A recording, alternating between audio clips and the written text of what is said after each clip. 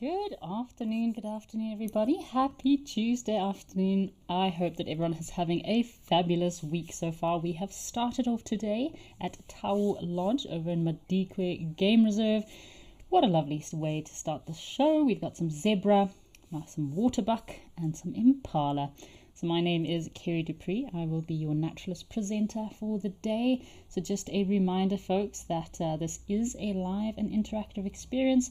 You can watch us on our app, or if you're watching on the website, you can register to ask your questions.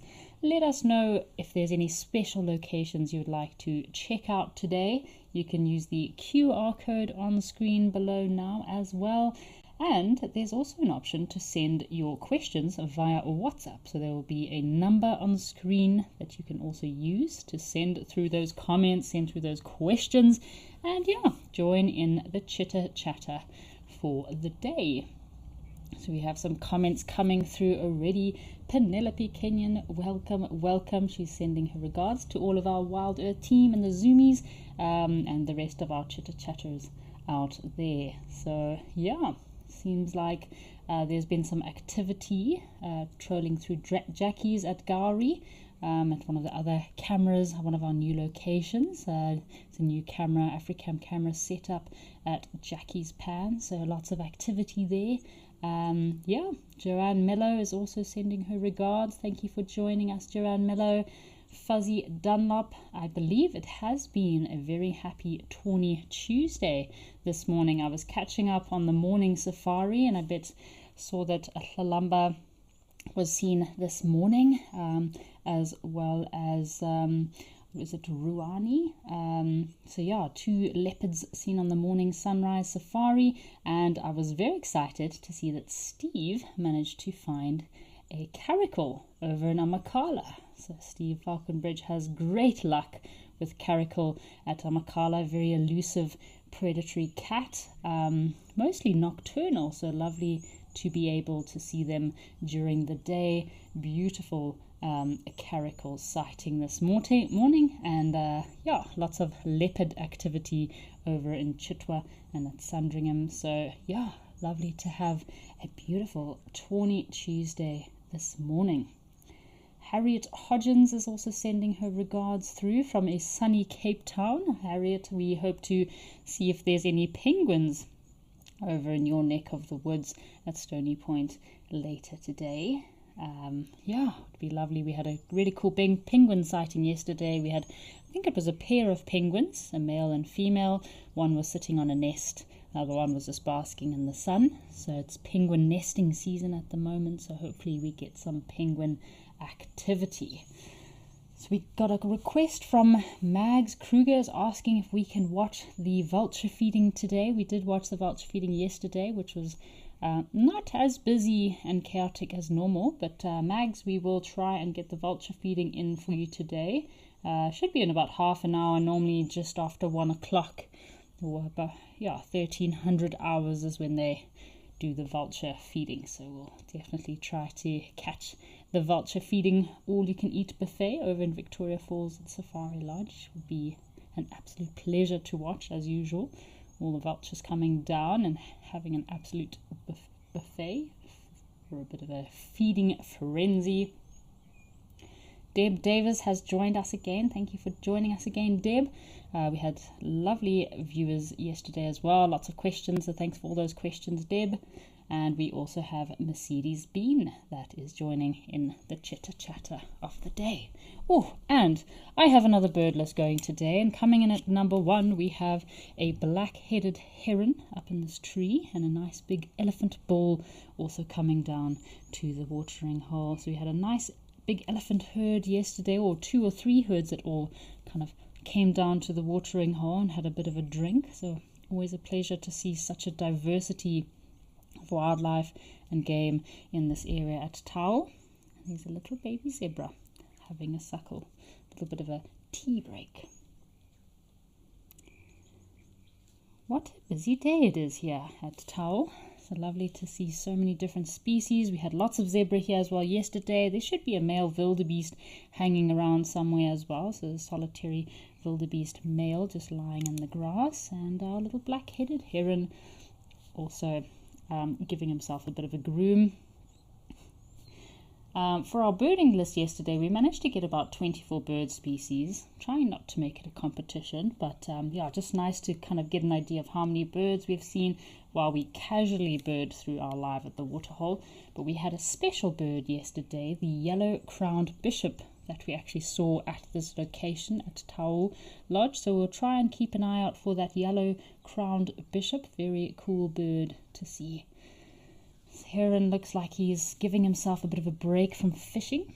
Come out onto a nice perch to get some fresh air and to give himself a bit of a preen, a bit of a groom. So birds do need to preen and clean themselves quite often to keep those feathers well maintained, so they're still able to move and fly. As soon as their feathers kind of lose condition, then it can hinder their ability to move around and fly. Interesting, this black-headed heron wasn't here yesterday, so he must have come in overnight. We have a grey heron that has been hanging around here at Tau, but it's been a while since I saw a black-headed heron.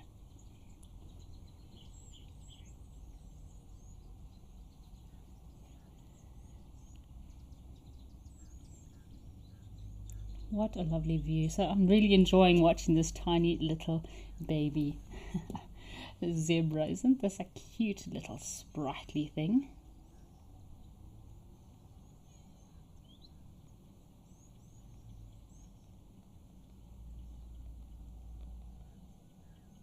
So I did see some barn swallows flying over just now, and I've just heard a grey go-away bird calling. So we're keeping our eyes and ears out, being very alert, engaging our bush senses to seeing as much as we can today, and also hearing any sounds that might be around us. So there were some barn swallows flying over. We have a grey go-away bird that is calling in the background. Also hearing some little waxbills.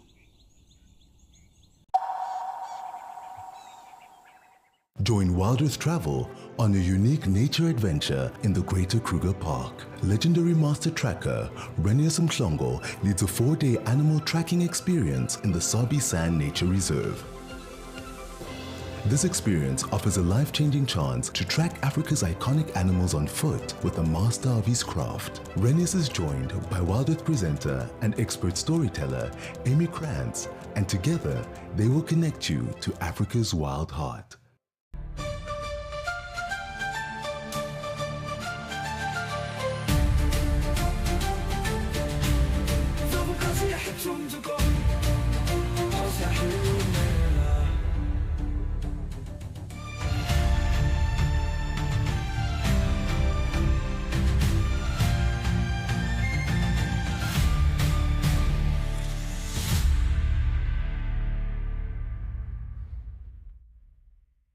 Best sighting I've presented. I found myself with wild dogs.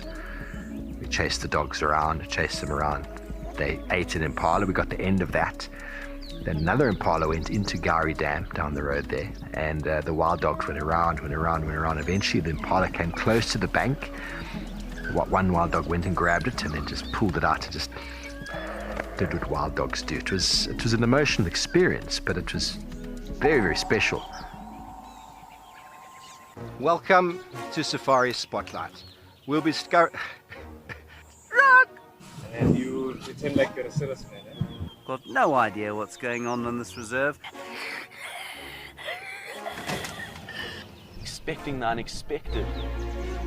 Are we stuck down there? What am I trying to do? So we have another giant of Mabula. That was incredible. This is unbelievable. It's going to be a spectacular afternoon. Every month, something wild lands in your inbox.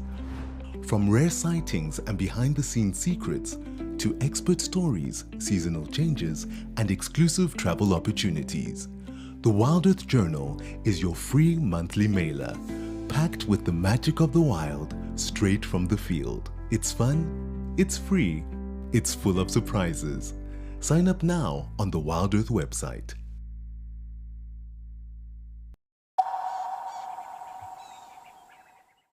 that are in their rutting season, generally starting in May.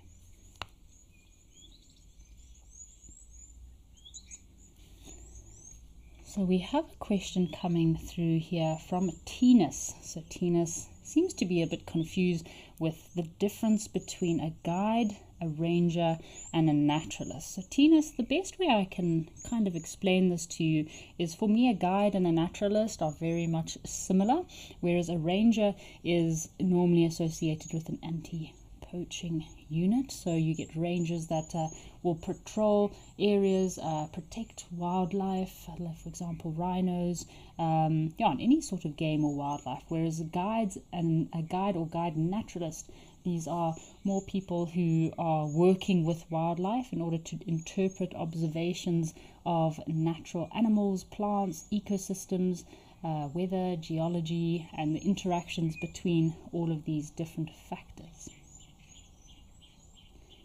Whereas a rangers are more your field rangers that might be more based in the field and work solely to protect these animals. I think it is very important as a guide or a guide naturalist to still be very interested and involved in conservation. So everywhere I've worked, I've been involved in conservation projects.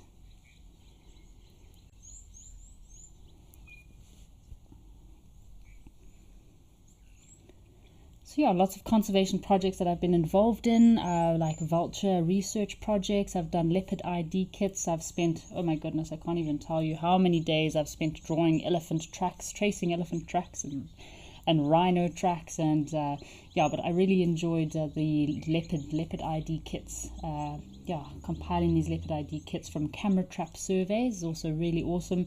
I've actually just finished a 2-week camera trap survey on my last trip, which was really awesome. It's great to see what wildlife you have coming through. So even as a guide or a naturalist presenter guide, it's still so important to be involved in nature and conservation and with researchers in specific areas. So during my time in Mabulla, I did spend a lot of time with the researchers that are on the ground, that are working with the rangers and anti-poaching team to learn a lot about all these natural wild places and a lot of the wildlife and nature conservation that's going on in these areas. So yeah, it's just so special to be able to learn from these people that might study more in depth the animals, and yeah, we learn a lot. Oh, check out this elephant's trunk. It's like, almost looked like a slinky the way he had it wrapped around himself there. So it's a big elephant bull. Don't know if he's in must. He seems pretty chilled, pretty relaxed. Nice to see some springbuck as well. And I've seen some videos from this exact location here. Seems to be an area that the cheetah like to come down to have a drink at this pan. So we've got a comment from David. Welcome, David. Thank you for joining us today. We also have another comment from Danny French, as commenting on the very cute little baby zebra. It's always brings a smile to your face. Oh, folks, okay, I think we've got some bird activity over in Tembe. Why don't we head over to Tembe Elephant Park and see what we have waiting for us?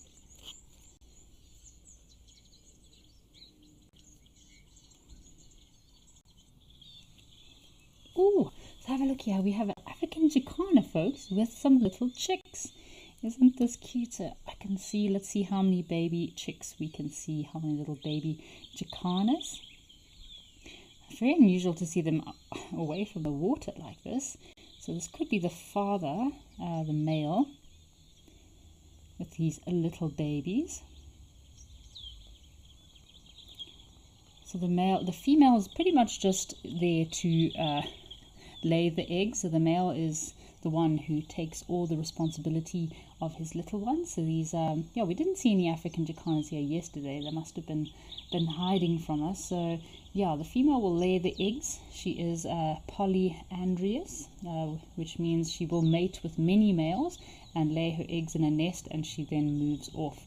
The male then is the one to incubate the eggs, so he is a very good dad, this male jacana. So he incubates the eggs and raises the chicks entirely on his own, and he's very protective over his little ones. Shame, poor guy, he left all alone to raise these chicks. Just trying to see if we can count how many. I know they normally lay anything between 3 to 5 eggs at one time, and I think it's such a cute behavior how this African Jacana male, when threatened by any predators, he will go down onto the lily pads and clutch his chicks into his wings under his feathers and pick them up, and that's how he protects them. So when he stands up, you can't see any, he just looks very fat, a little bit overweight, but he's actually protecting his young inside his wings. But the bigger they get, the more difficult it is for him to actually clutch them under his wings. So you might every now and then get a little foot that pops out of the bottom of his wings, or 2 feet here and there. But yeah, very, very cute, the very close relationship that this African Jacana has with his chicks. How many chicks did we see? I only saw 2, possibly.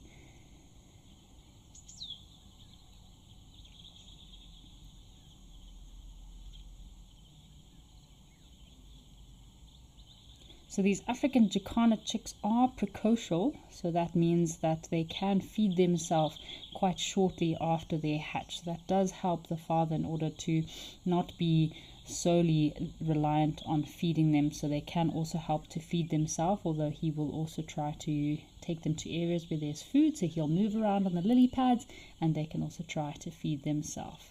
But they do rely on the male for warmth and protection, especially at night while sleeping. Check out these little guys.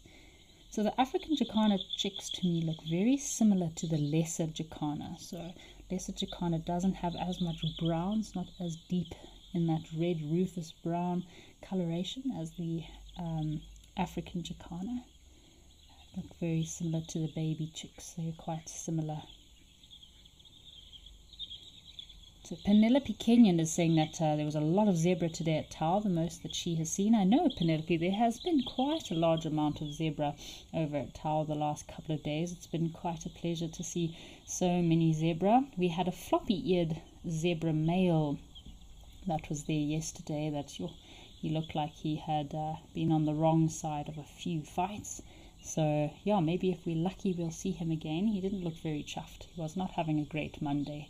Besides having a floppy ear, I think the bugs were really bothering him. Oh, got a young impala here. So apparently these little African Jacanas, there's only 2 chicks at the moment. Their success rate is not very high. So again, even if they do manage to hatch, there's our brown hooded kingfisher, just gave a bit of a call. I'm sure he's around somewhere. We did see him yesterday.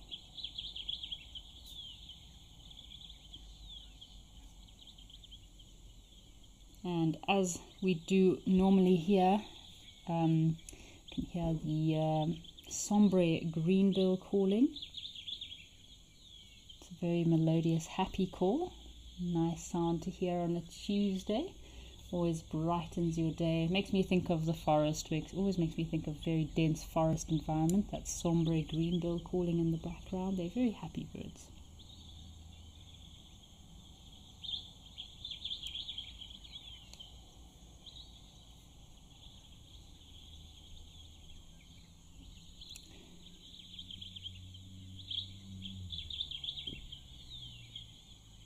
So Nola's asking a question about, are there any other birds or animals where the fathers are the primary caregivers? So Nola, I know in birds, the male ostriches are quite helpful in raising chicks. So most bird species, you will have the male and female that do raise the chicks. The male ostriches can be quite protective over their little ones. You do not want to be anywhere near a baby ostrich.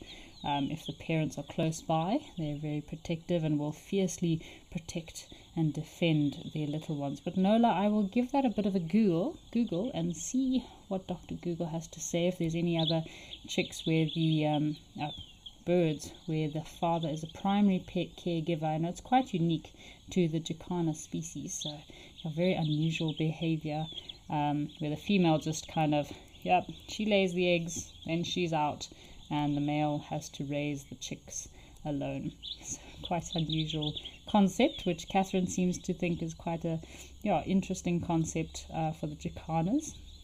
where the male will raise the chicks alone. It's a perfect habitat for these African jacana here. You can see all those lily pads in the background. Also having a look for our brown-hooded kingfisher, our little bee eaters that might be hanging out in these trees on the left here.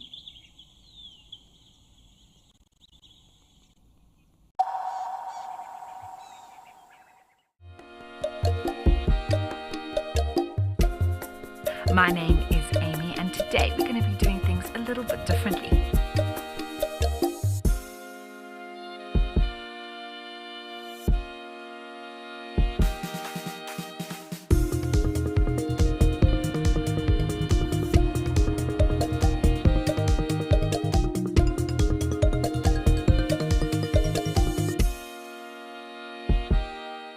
The Wild Earth Impact Foundation is a non-profit that uses the power of wildlife storytelling as a force for good.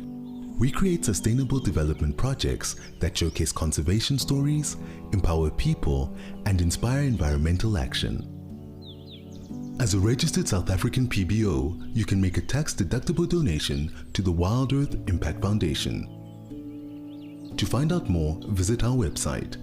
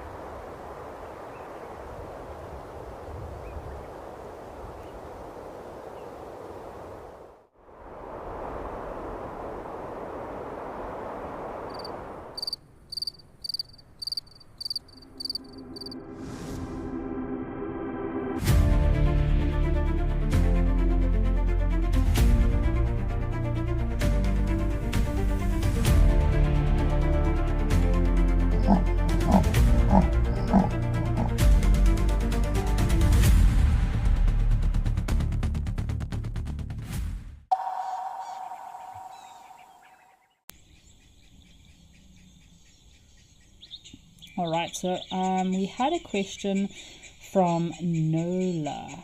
So Nola was asking, are there any animals where the fathers are the primary caregivers? So I couldn't think offhand, Nola, but I have given a quick Google and I've got a few answers for you. So besides the African jacana, where the male inky is the primary caregiver of his chicks, we also have the seahorses. So male seahorse has a brood where the female would deposit her eggs and he will carry the eggs. So yeah, I didn't know that about the seahorse. The male seahorse is also the primary caregiver of his little ones. We have emus in Australia. So after the female emu lays the eggs, the male does take over completely and becomes a sole caregiver of his young. We have sand grouse, especially the Namakwa sand grouse, where the males will collect water and feed their little ones. So yeah, very interesting. We also have a Darwin's frog in Chile. So apparently the male Darwin's frog will raise the tadpoles or be the caregiver of the tadpoles and look after these little froglets until they are able to take care of themselves. So there's a few frog species where the males will hang around to guard the eggs. Another one is the poison dart frog, which if I'm not mistaken, I think you do get a few poison dart frogs in the Amazon. So in many of these species, the males guard the eggs until they hatch, and in some species they will even carry the tadpoles on their back to water or leaves, from leaves to water and pools, in order to safely protect them and get them to a water source so that they can start their life cycle. So yeah, I hope that answers your question there, Nola, about species where a male is the primary caregiver. Yeah, pretty cute about the little seahorses as well. I didn't know that they had a cute little pouch where they raise the little ones. Very cool, very cool. I think our Birchall's kukels are probably causing mischief and mayhem somewhere, skulking about in the undergrowth.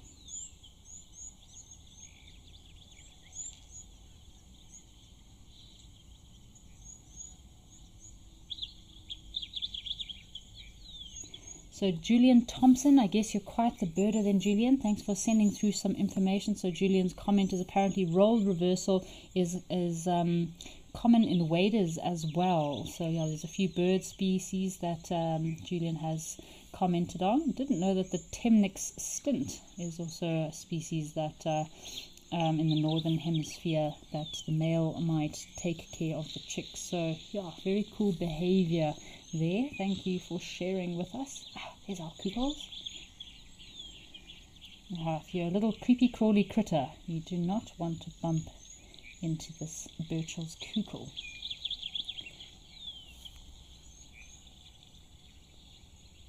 It's quite a large, robust bird. I do love that very rufous colour. They have underparts which are quite streaky. This has a very distinctive white eyebrow. So the rump of the upper tail is also quite unusual in its colour. And generally you find them in pairs, so the male or female. And if you don't see the other individual, it's normally somewhere close by.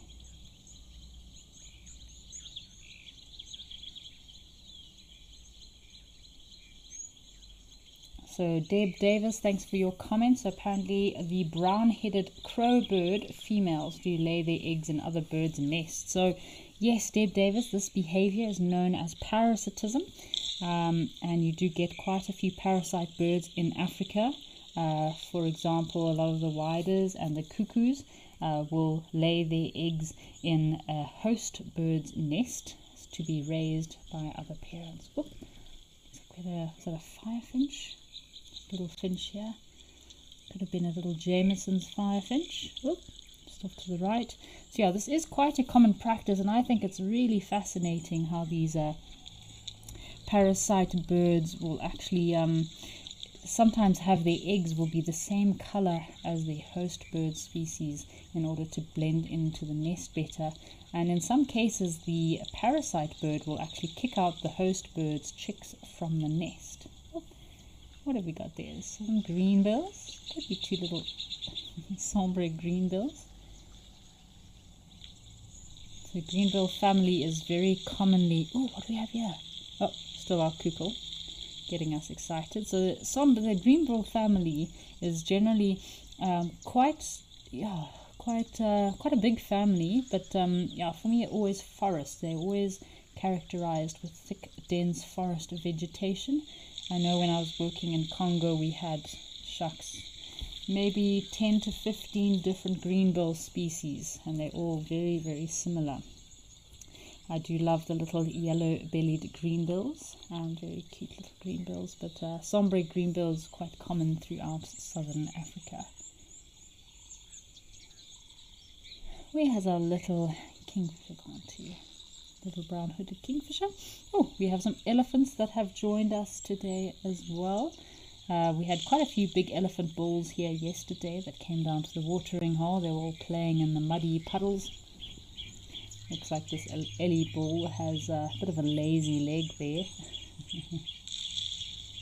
Just have a bit of a listen for a moment and listen to the sound of this elephant drinking water down at the pan.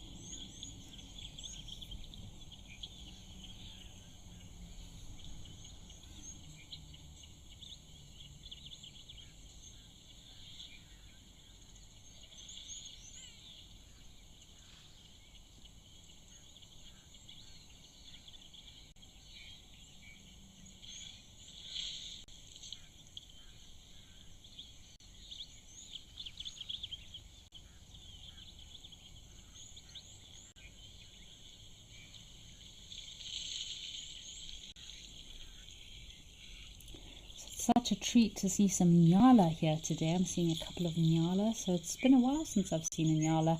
But yeah, Tembe Elephant Park and these very dense sand forests, perfect habitat, perfect vegetation for these nyala to hang out. So two very beautiful female nyala up on the right hand side of the screen there, while our elephant bull has a very nice drink of water. So when I look at this pan, we were talking about camera traps earlier. There's a lot of really cool spots that would be perfect to put up some camera traps at this watering hole. Oh, check this big guy. Very big elephant bull coming down. Let's see if there's any sort of aggressive behavior between these bulls.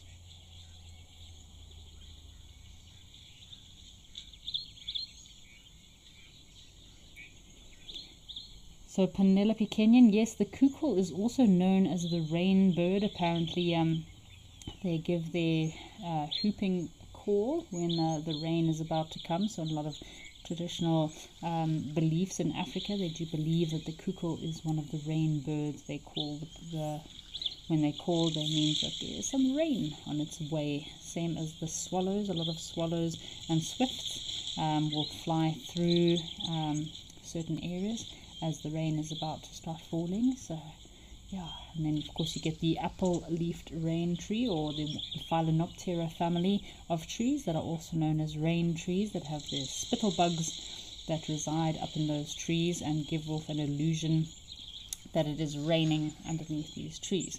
Please do not be mistaken, this is not rain, it is actually the urine of the little spittle bugs. So I wouldn't stand underneath a rain tree, because you're just getting urinated on by thousands of little spittle bugs that are soaking up the sap from the trees. So those spittle beetles will be, they burrow into the tree and soak up the sap from the tree, and this liquid that they're excreting can be quite sticky as well. So don't stand under a rain tree. But again, all these myths and fables are very important to protect specific species, because besides Kenya, I don't know, a lot of countries in southern Africa, it's seen as bad luck to cut down the rain trees. These trees are very special, very sacred trees. In some African ceremonies, I know in Zambia, Botswana, and some parts of Zimbabwe, people will go and do ceremonies and worship these trees in times of drought, in times when they're looking for more rain. So if you cut these trees down, it can be a very bad omen or a very bad sign. So yeah, it's a very good example of how some traditional beliefs can help to protect trees, but also protect animals, protect wildlife, and plants too.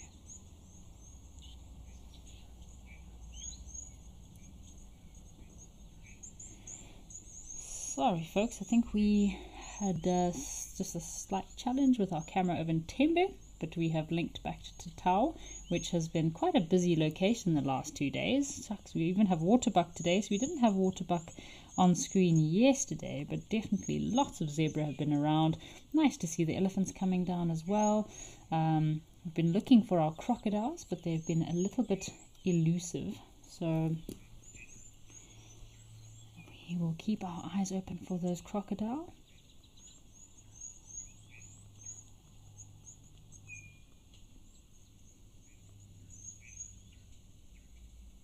These waterbuck look very chilled, very relaxed. Seems like they're having a great Tuesday so far.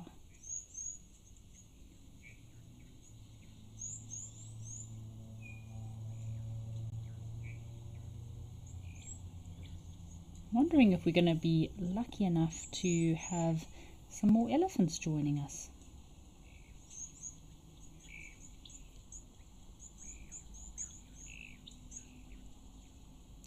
Alrighty, why don't we head across to Founders Lodge, folks, and see what we have that is about to maybe take a bit of a mud bath or a mud wallow.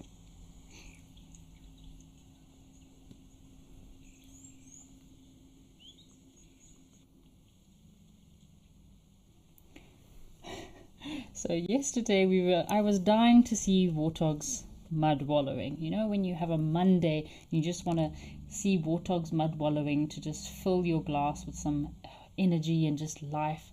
And these warthogs seem to be, I think they know exactly how we want to catch them on camera. We want to see them mud bathing, we want to see them mud wallowing, but yesterday we just missed them, and I think we've just missed them today as well. They just know exactly when we want to come over to them. So, but it's lovely to see them anyways. Hopefully we'll catch them mud bathing at a later stage.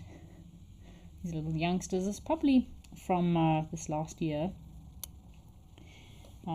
Maybe a couple of months old already.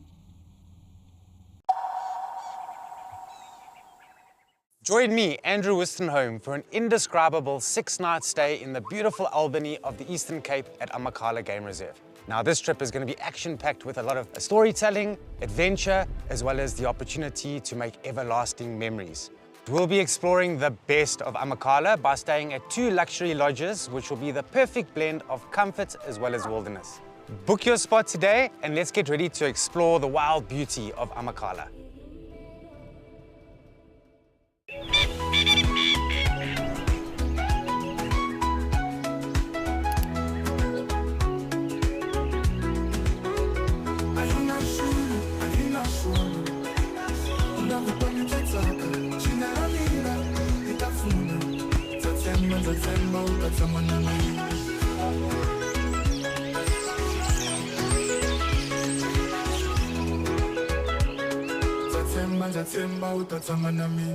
My full name is Mpho Tikani. I grew up in Soweto. My first animal that I filmed said to dog. Okay, no, wait. My first animal that I filmed, I think it was an impala. Best sighting ever, I would say it was actually this year, 2024. But it was at this Cedric when we had Mulwati and TP on a warthog kill. I think we have to cut it.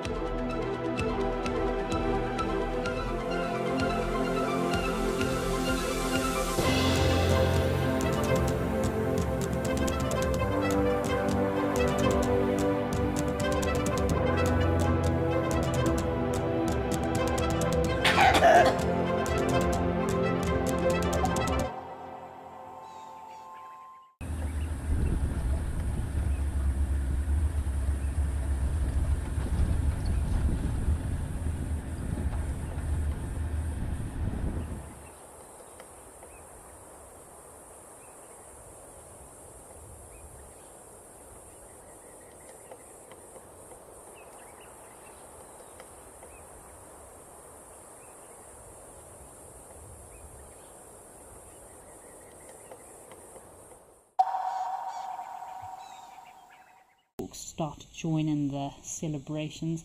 Those marabou stalks can cause quite a lot of commotion, so it's an all-you-can-eat world out here. It's like if you let humans loose on an all-you-can-eat buffet, I guess it would probably look quite similar, especially if the humans didn't have to pay for their food. But yeah, these vultures, scavengers, this is their world, this is how they survive, how they live. They need to fight for every little piece of food that they can manage to get. See lots of interactions between each other, lots of very strange, unusual body language and behavior.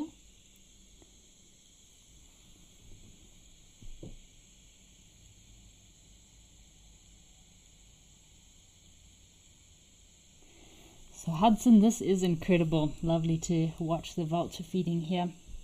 And quite interesting if we're talking about conservation, and we were talking about BirdLife South Africa yesterday. So there's a worldwide Vulture Day count. Normally it's in September, and this is when every vulture restaurant over Africa will have people sitting at these vulture restaurants. They all feed their vultures at the same time, and you record every vulture that comes in, what time they come in, what time they leave, how many come in, what species, if there's any tags. I've done quite a few Vulture Day counts. If you have not done a Vulture Day count and you are in Africa around September, I'm sure you can go and check the BirdLife South Africa website. They sometimes have information about the Vulture Day count. It's really awesome. Yes, you are sitting from basically, I think, between 11 to 12 midday until 3-4 p.m. in the afternoon, and you just sit there for 4, 5, 6 hours, record all these vultures, but you learn so much. And this is to get a better estimation of how many vultures we have left in Africa. The idea is that if you have multiple people over multiple locations, that it'll be difficult to double count these species. So yeah, very important to have these vulture safe feeding zones or feeding spots where vultures can come and feed safely, because most of these vultures will be critically endangered. And one of the big problems they're having is not just hitting power lines, but habitat loss. The trees that they're nesting in on the banks are sometimes no longer, but also lead poisoning. So lead poisoning that they're consuming through unsafe vulture restaurants does have a very negative effect on their bodies. Not just their immune system weakening their bodies, but also the shells of their eggs. Once they lay their eggs, the shells are soft, so they're easily broken when they sit when incubation. And if the chicks do hatch, the chicks from a very young age are also infected with this lead poisoning. So it's kind of a ripple effect on the population. So to have these vulture safe areas where vultures can feed is very crucial for this population of critically endangered bird species. So Mags Kruger is asking which vultures would be the most dominant at a feeding site. So Mags, at a feeding site, at a kill, at a carcass, the most dominant, besides obviously marabou storks. Marabou storks, they're quite unusual birds, very long, very awkward creatures, awkward birds. They're not the most beautiful looking, with one of the big five. Marabous can come and go here and there as they please and steal food from wherever they are feeding, but the bigger vulture species, so your whiteback vulture, will always be larger in number. They're the most, I'd say the most common vultures in southern Africa, and they've got very strong bills. So they'd be more dominant at feeding sites, as well as your Cape Griffin or Cape vulture. They're the next bigger vulture species. Then the numbers are always more. Then you also have your hooded vultures and your lappet face vultures. They're smaller vulture species, as you can see these darker ones just in the foreground of the screen here with the little white spots on their chest. They are much smaller birds. They don't have as big bills. They're not as strong, so they would take backseat when it came to feeding, and they kind of just have to get little scraps that they can here and there. So it's all about size, your power, your strength, and unfortunately in this situation it looks like your whiteback vulture would definitely be the more dominant species. So Tinas is asking what my bird list number is. So Tinas, I think my bird list number for Live at the Waterhole and Wild Earth is sitting on about 350 birds at the moment, but that's just for Live at the Waterhole and the live safaris, the locations. But my life list, I'd have to check. I think I'm probably sitting on just over 600 birds on my list. Tinas, I would love to know what your bird number is, Tinas. How many birds are on your life list? And if anyone wants some advice on where a good place to keep your list is, because I've lost my list through Newmans and Roberts and Sasol quite a few times. So my current list, which for me is the best platform, is through eBird. You have your online portal that you create an account, you log in with a password, and your whole life list of all the birds you've seen in every different location is there. It's very easy, it stores it safe. You can create new lists offline, upload them when you're back online, and it's a very good way to manage your list, because I find if you change platforms or you get a different birding app or birding book, then you tend to lose your lists, whereas eBird is one great centralized place where you can have your entire life list. You can see, I want to go to Zimbabwe. What birds have I seen in Zimbabwe? What birds do I still need to see? Or it also gives you hotspot birding areas. It can notify you if there's any special bird sightings. You can do free bird courses. There's a lot that you can gain from being a part of this platform. It's eBird. Incredible platform to save your birding lists, and a great place to store all this information.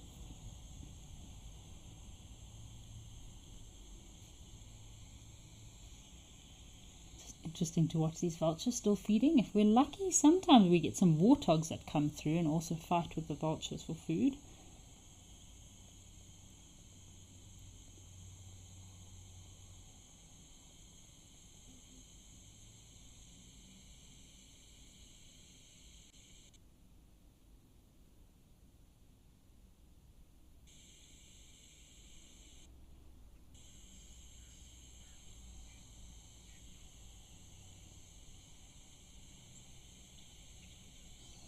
A look. Always have a look to see if there's any other species. So again, I'm only seeing the white-backed vultures and these little hooded vultures here. White-headed vultures, another very special vulture for me. Definitely would be cool to see white-headed vultures. I saw 2 white-headed vultures last year, and these specific vultures are very much endangered in South Africa. I have to check the current numbers, but I know the last 10 years they haven't gone over more than 4 to 6 breeding pairs in South Africa, and these colonies are very much protected where they are. So yeah, whereas these Cape vultures and white-backed vultures, their numbers are still doing pretty well. They're not as critically endangered. They'll nest in colonies, these white-backed vultures, along a river or in a valley.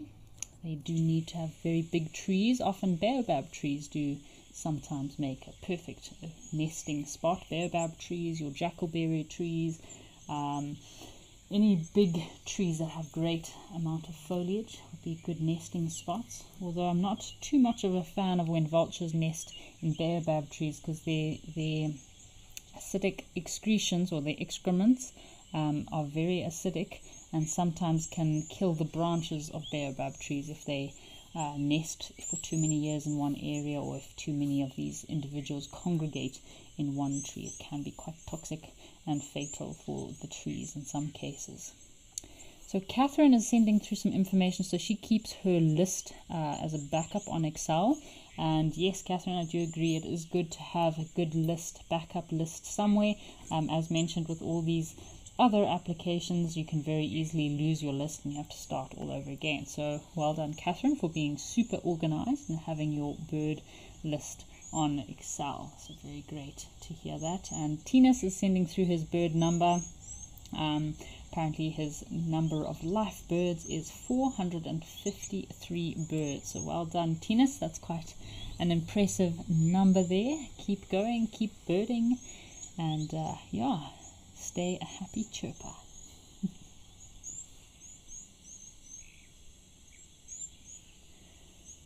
So lots of dominance display between these vultures species here. I think all the food is finished. There might be a few little pieces left over, but otherwise it's amazing how quickly that food disappears as these vultures all fight for every little scrap, every little morsel. So these white-backed vultures are part of the Old World vulture family. Unlike the New World vultures such as condors, Old World vultures rely on sight rather than smell to locate carrion. So they will be very efficient in their vision, and unfortunately that very accurate vision of these vultures is one of the factors as to why they're being so much poisoned. They're used in traditional medicine across most African countries. A lot of people believe if you eat the eyes or the brain of a vulture, that you will be able to see into the future. Of course, this is just a fable, not always necessarily true, but people do believe in this, these beliefs, very much believed, and people do pay a lot of money for vulture parts.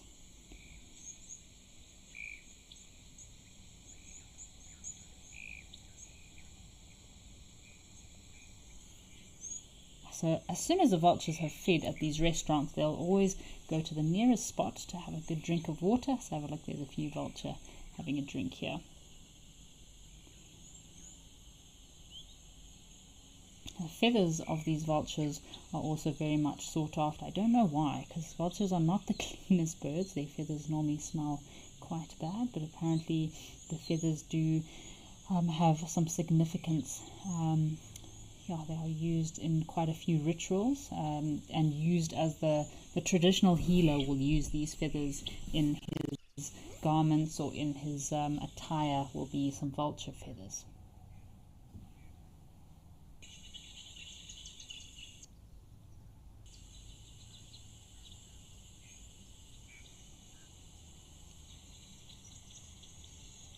Yeah, very interesting to read up on all these different facts and fables of mammals and birds. So not only is the vulture important for apparently seeing into the future, but they are seen to be very patient, watchful and intelligent birds, and some people do seek these characteristics. So in some African fables and stories, anyone that needs patience, if it means they are waiting for their crops to develop, or if they're waiting for their child, an unborn child, or anything in life that might take patience, they'll also use body parts of the vultures to help with this patience game, the waiting game of patience. Very intelligent birds. It's such an important part of our ecosystem. So again, we were talking about camera traps. So today, one of my themes of the day is camera traps, and how important camera traps are in conservation, anti-poaching, research, and also just learning about wildlife. I have had many camera traps where we've actually captured pictures of vultures with tags or tracking devices. And I do encourage all of our viewers, if you are ever on safari and you get pictures of vultures anywhere that might have a yellow tag, may it be on their foot, sometimes you see tracking devices that are mounted to their backs, please try your best to get some clear pictures of these vultures. Send it through to BirdLife South Africa. And what's actually really cool is if you send it through to the right people, BirdLife South Africa, you could actually get an updated basically roadmap of where your vulture's been. So I've had about 4 or 5 vultures that I've caught on camera traps, got the very nice clear pictures, got their ring number of their little rings on their legs, or those tracking devices. And the one vulture, they said it came all the way from Mozambique. They thought it got lost, and they actually sent me the kind of movement pattern of this vulture for the previous 6 months, and it was amazing to see the distances that these vultures move over 6 months. So camera traps can be very important for bird conservation too, to help record bird species that might be difficult to see otherwise. So very important to have these camera traps set up. I love having camera traps at vulture restaurants. You see some rather unusual behavior. I've got brown hyena camera traps before as well, which is always really cool to see. Very important tool for conservation, these camera traps.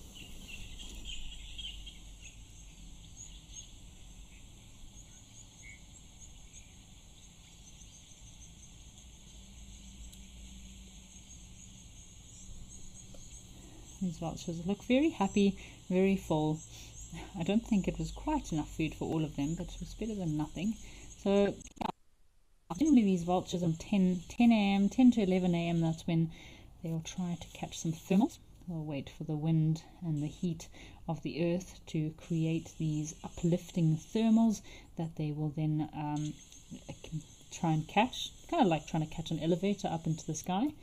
And then they soar for hours and hours or the rest of the day, using that very keen, cunning eyesight of theirs to look for any vultures in the area that might, or any kills, anything that they could possibly feed on.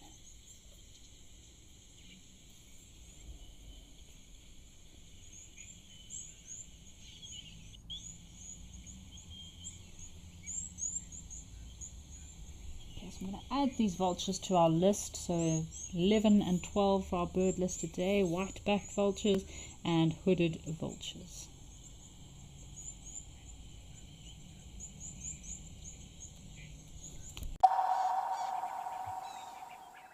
Join Wild Earth Travel on a unique nature adventure in the Greater Kruger Park. Legendary master tracker Renius Mhlongo leads a 4-day animal tracking experience in the Sabi Sand Nature Reserve. This experience offers a life-changing chance to track Africa's iconic animals on foot with a master of his craft. Renius is joined by Wild Earth presenter and expert storyteller Amy Krantz, and together they will connect you to Africa's wild heart.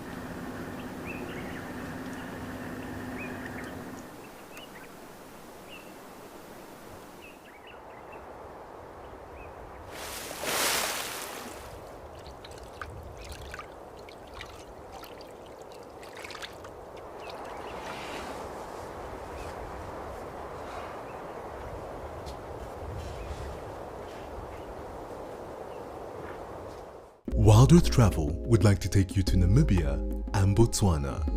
Drift over the desert in a hot air balloon, then glide through the lush Okavango Delta in a dugout canoe.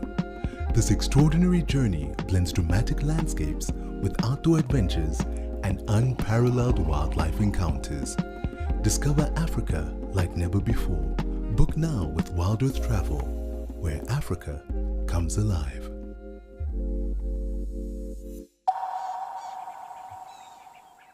America and sit and wait for these condors. Obviously very protected and endangered bird species. They nest in these cliffs on the sides of canyons, and yeah, incredible birds, but yeah, it's not something that I would be too bothered by waiting a whole day to get the perfect photo. But I'd love to hear if any of our viewers today have gotten to see condors, or if you've had some amazing photos of condors. For me, the bearded vulture is quite special in Drakensberg, so if you'd like to go to Giant's Castle National Park, go check out the bird hide there and get a really cool picture of a bearded vulture over in the Drakensberg. So send through those comments, folks. Let me know, have you seen a bearded vulture or a condor before, and maybe which is your preference. I think I'm still going to go for condor because I had to go to South America to see a condor, but very cool birds. Again, a lot of vultures are villainized in the world, just like in The Lion King, same as hyenas, but they are a free waste disposal system for us out in the bush, and they do consume a lot of nasty meat and bacteria and parasites that nothing else consumes.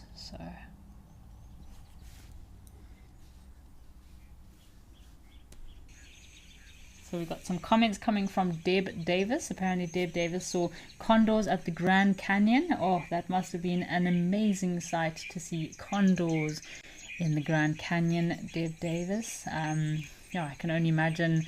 Again, very difficult to take photos of these condors because they fly in these very big canyons, so most of the pictures you're gonna need to have a very long lens, and they perch up on the side of these cliffs, so sometimes they can be perched or sitting somewhere for hours without you even seeing them. They blend in very well.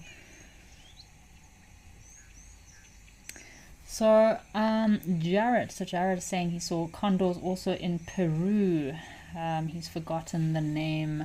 I think it's still known as a condor in Peru. I know they do have a traditional name for them in Peru as well, but as far as I understand, they are still known as condors. or in Spanish, condor andino. But yeah, very special to be able to see these condors soaring through the Andean mountains. I think I saw my condors on the way to the Calca Canyon. Yeah, lovely birds, lovely birds.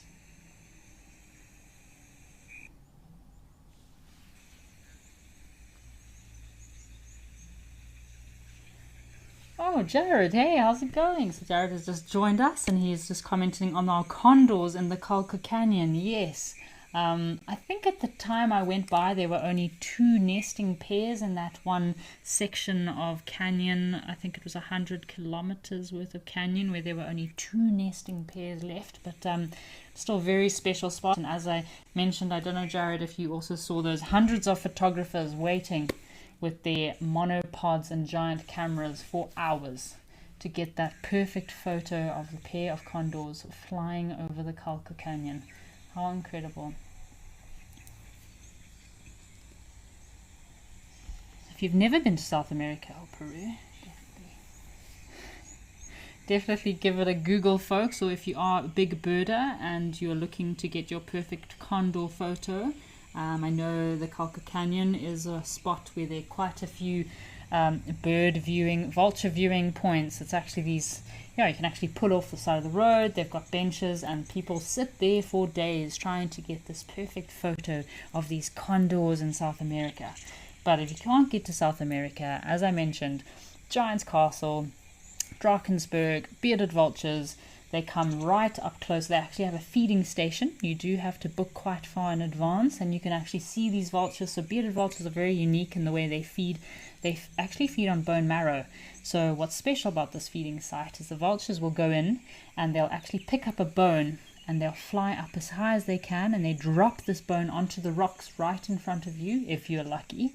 And then the rock helps to crush open that bone, and then the bearded vultures come back down, and if you're lucky enough to get them feeding right in front of you, I think it's a little bit easier to get photos of those bearded vultures in the Drakensberg. But yeah, it's been a lovely vulture moment we have had here. I hope everyone's having a good Vulture Appreciation Day.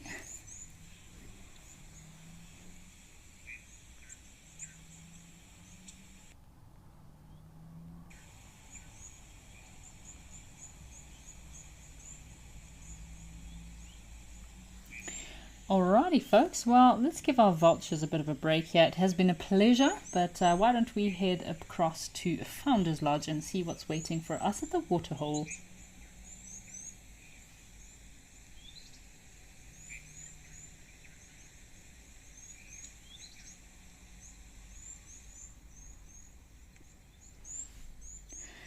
Oh, so it looks like we have a blessbook here that's come down to the watering hole to grace us with his presence. We had some warthogs earlier that I was really praying would come down and have a mud bath. And they decided otherwise. And we haven't seen our rhinos for quite some time as well. So nice to have a rhino mud bath too. Looks like it could be a male blessbook here. See those pre-orbital glands of his are quite swollen, quite enlarged. He's giving a bit of a snort.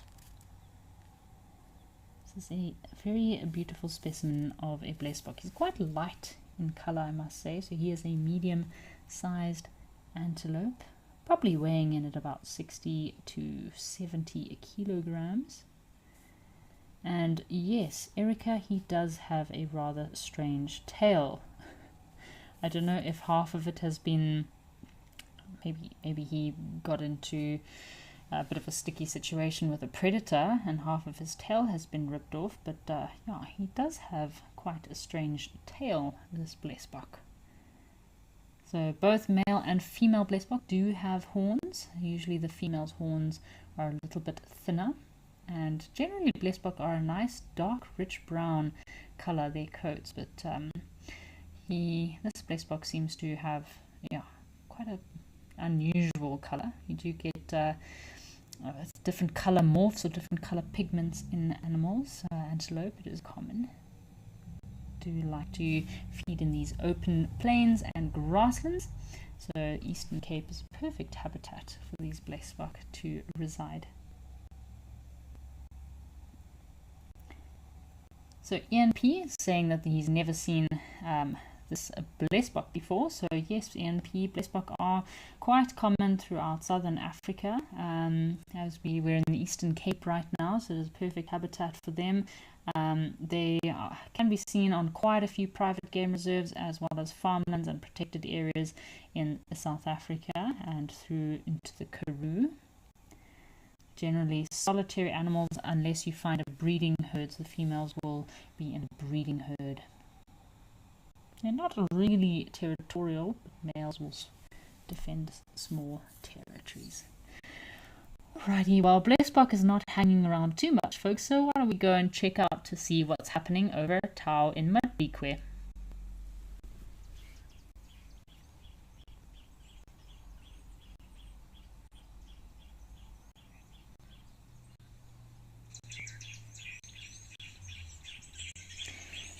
Been quite busy here at Tau in Madikwe. I've got two more birds to add to our list. We've got a blacksmith lapwing and Egyptian goose to add to our list for today.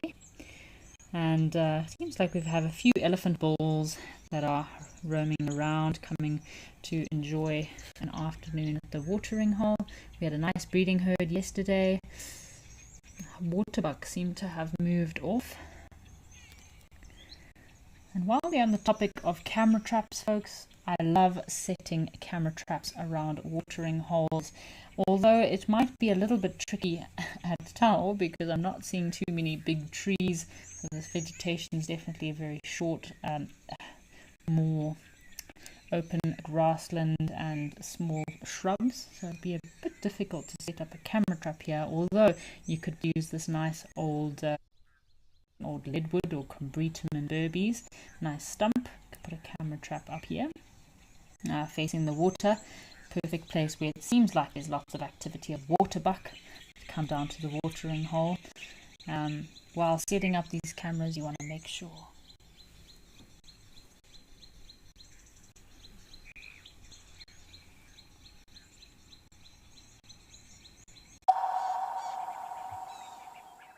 Join Wild Earth Travel on a unique nature adventure in the Greater Kruger Park. Legendary master tracker Renius Mhlongo leads a 4-day animal tracking experience in the Sabi Sand Nature Reserve. This experience offers a life-changing chance to track Africa's iconic animals on foot with a master of his craft. Renius is joined by Wild Earth presenter and expert storyteller Amy Krantz, and together they will connect you to Africa's wild heart. Become a Wild Earth YouTube member today and unlock extras and bonuses, like ad-free streams so you can stay immersed in your safari without any interruption. Have your burning questions answered first by me or other expert naturalists. Join now to avoid missing out on these amazing benefits. Help us connect people to nature. My full name is Emojis. Best part of my job is coming to see nature. Worst part of my job is logging. That's the worst thing ever, because you have to log amount of footage. You sit in front of that computer and yeah, you think of deleting the footage, but no, they need the footage. If I want a camel, probably a soccer player. I know some people don't believe me, but I'm very good, and I'm very fast. Step into the heart of Africa from the comfort of your home. Female leopard tracks over here. Join our expert guides for a live 3-hour safari where every moment is real, unscripted, and unforgettable. Ask questions. Animals rely on their senses. Share your thoughts and be part of the experience as we explore together. Safari Live. Can you hear that?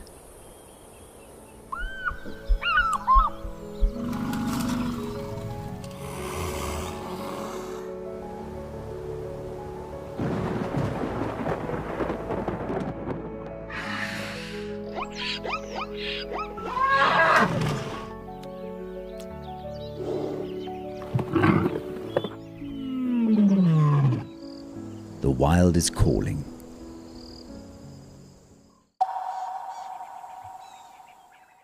Oxpecker. A few oxpeckers also on the zebra in the background here. Lovely to see so many zebra. A few impala rams also around.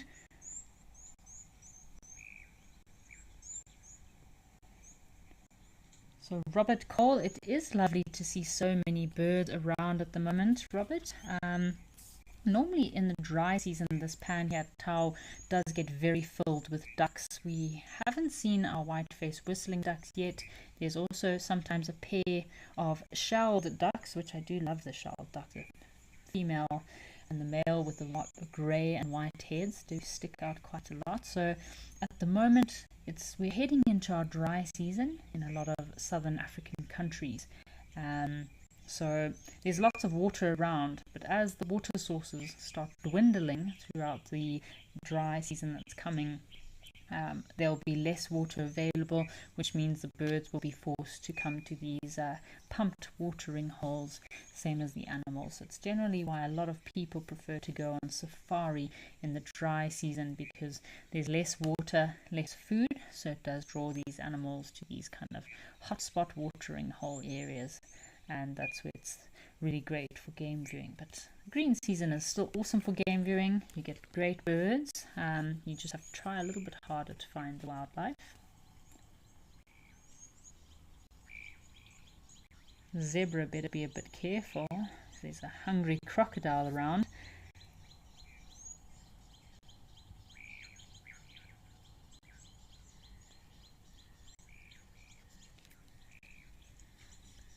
I see these crocodiles here at Tau do take chances quite a lot. I saw some video of one of the crocodiles stalking a warthog that was lying in a little bit of a mud pool close to the pan, and this crocodile very stealthily snuck up towards this warthog, and the warthog did manage to get away, but yeah.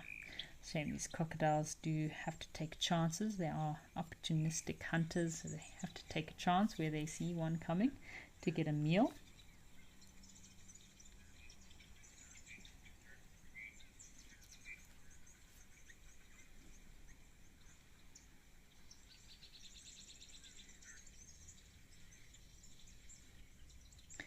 Some more birds we can look out for. Here's, we haven't seen our three-banded plover today. There's a three-banded plover that normally hangs out on the edge of the pan here. Our little black crake has been very elusive as well. Our common moorhens. Normally there's quite a few common moorhens here during the dry season.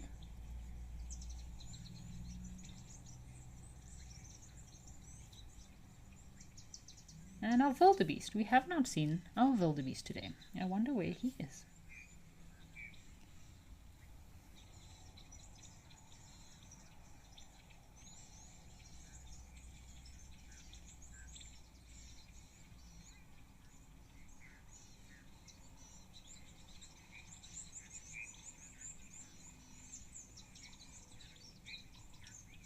So Jackie, thank you for your comments. So Jackie's just sent a lovely comment through for us. We were chattering away about birds, and Jackie heard a very interesting fact about lapwings. Apparently a lapwing is called the deceit. So the term is derived from a lapwing's behavior of kind of faking an injury in order to lure predators away from their nests. So the name deceit reflects their perceived cunning and deceitfulness. So I do agree with you there, Jackie. That is a very good name for a collective of lapwings. Yeah, often the blacksmith lapwings will do that. They'll also dive bomb predators on the shore's edge or edge of a river, or I mean, I've been dive bomb on horseback and on foot before by lapwings trying to lure you away from their chick or their nests. And it is definitely a very deceitful behavior, and very good anti-predatory behavior for these birds.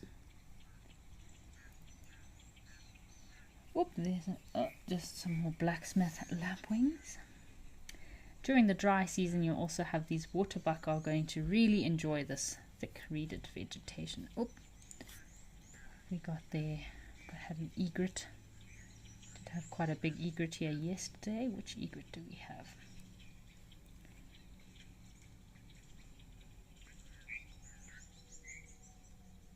So I think we just had the yellow-billed egret that has just taken off.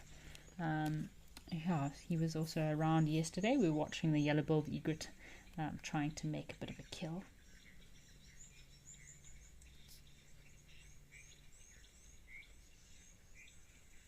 It's quite interesting. Speaking about the different egret species in Africa and in Congo, there were 3 different species. Well, we get, oh, actually 4. And I think I managed to get a photo one day of all 4 species. So we get the cattle egret, your little egret, intermediate egret, and great white egret. So the 4 different egret species that we got in West Africa and the Congo.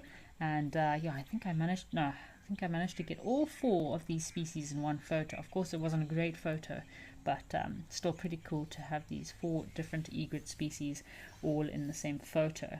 And it's difficult because you have to identify them depending on their body size, leg color, bill color, and of course the bill length as well. So yeah, very similar egret species that all can be in the same habitat.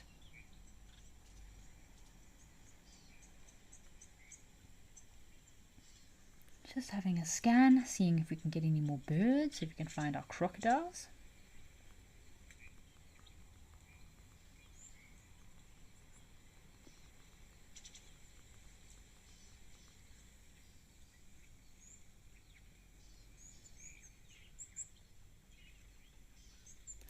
So we have a question about the soil in the Eastern Cape. So Kaz is asking, is the soil red in the Eastern Cape, or was that a camera setting? So no, Kaz, the soil in the Eastern Cape is a very deep red color. You can see it when the warthogs are wallowing, same as the rhino. And this red color in the soil is mostly due to the very high iron oxidized soil.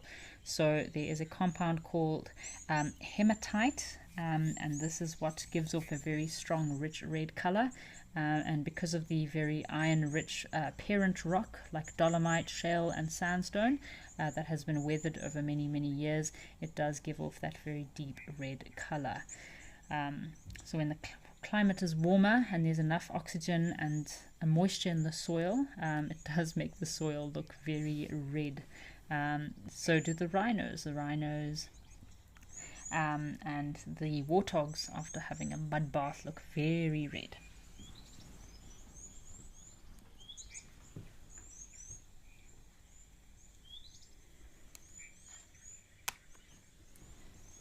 So Tinus is saying that bird photography can be quite difficult, especially with the little birds. So yes, I do agree with you, Tinus, but I find the places that I've really gotten into bird photography are reserves that wildlife sightings might be a little bit difficult. So it does push you to test your limits a bit and start taking photos of birds. I must say, one of the most difficult photos or videos I tried to get of birds when I first started getting into birding photography, must have been in 2016, 2017, I was trying to video blue cranes doing their mating display. But I was on horseback, and I don't know if it's what's more difficult, trying to video blue cranes on horseback or standing holding a horse, because it was extremely difficult. And I could never get close to these blue cranes doing their mating display in a vehicle. I could always get closer on horseback, but to try and photo especially birds on horseback is almost impossible. In fact, I've kind of given up photography on horses. The best thing is your phone. The bigger your lens, the more sensitive your lens is to movement, and the more difficult it is to actually get a photo. So I think sometimes it can be very difficult to take pictures of birds, but again, it really pushes you, test your limits, and I think it's really great for photographers to get into birding photography, because it kind of it opens up a whole new realm and new dimension to photography. Of course, you have so much technology nowadays with eye track and all these special features that allow you to be able to lock onto a bird's eye, and then you just burst away, try and get that perfect photo. So please yeah, I'd love to see if you get into birding photography, Tinas. Yeah, it's definitely something worth getting into.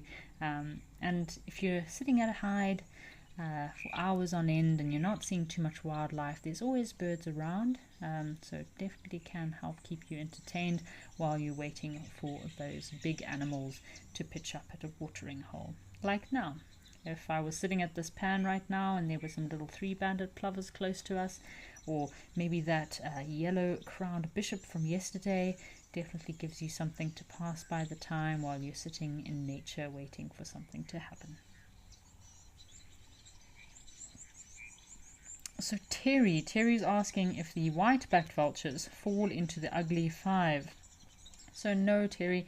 I know the marabou stork is one of the ugly 5, and I think lapid-faced vulture, but white-backed vulture didn't quite make the cut to fall into the big 5 as with the marabou stork.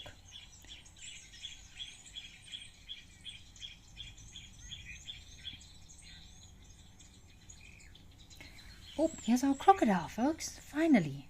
He's blending in really well to the bank there. It's been a couple of days. I think we did see a crocodile on Sunday here live at the waterhole at Tau. But yeah, it's been a couple of days since we saw a crocodile. And if I was an antelope coming down to the watering hole, you could very easily step on this crocodile without even knowing that he's lying there. So he is thermoregulating on this Tuesday afternoon, just soaking up some sunshine, soaking up those rays of light to keep him nice and warm through the cold evening.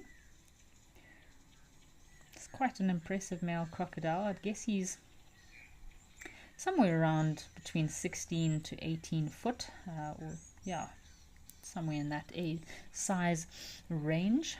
One of the record crocodiles was recorded in Kenya, and I believe his length was 21 foot. So that's quite a large crocodile. Seems to be very relaxed, very well blended into the soil here.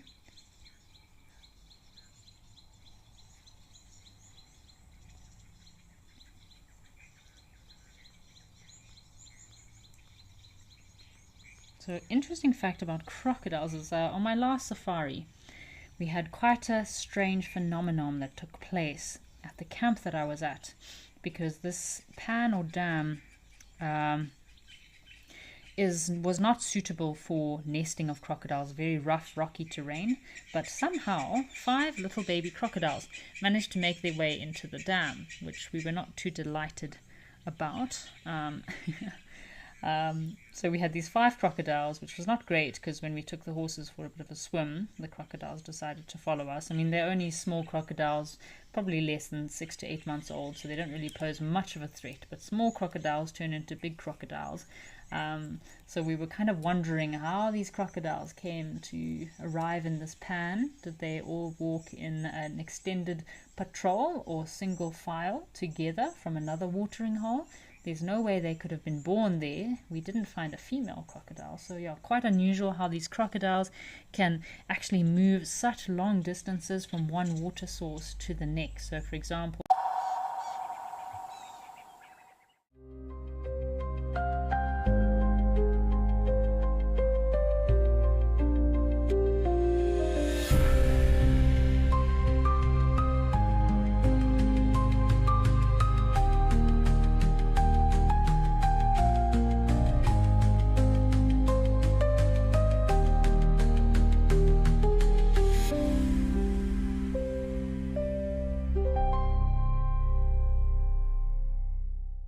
Become a Wild Earth YouTube member and unlock exclusive bonuses and benefits.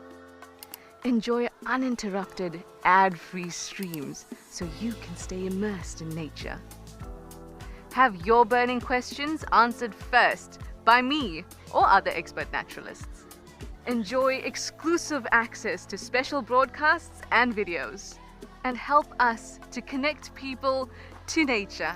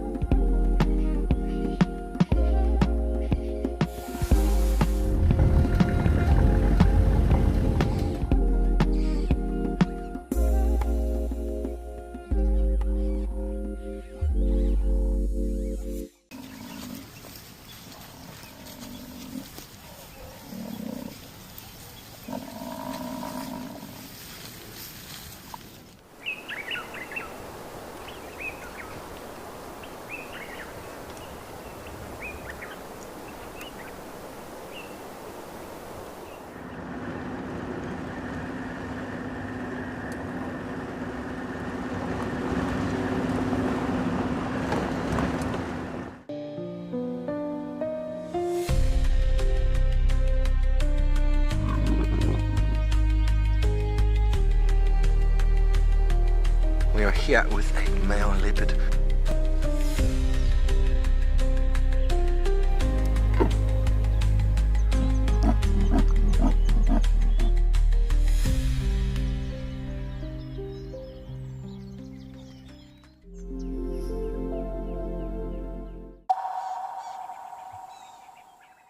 At the moment, so I know there have been a few penguins hatching already. I know there's some photographers that have been really excited to get these little penguin photos, but yeah, so they are nesting at the moment. They're incubating their eggs.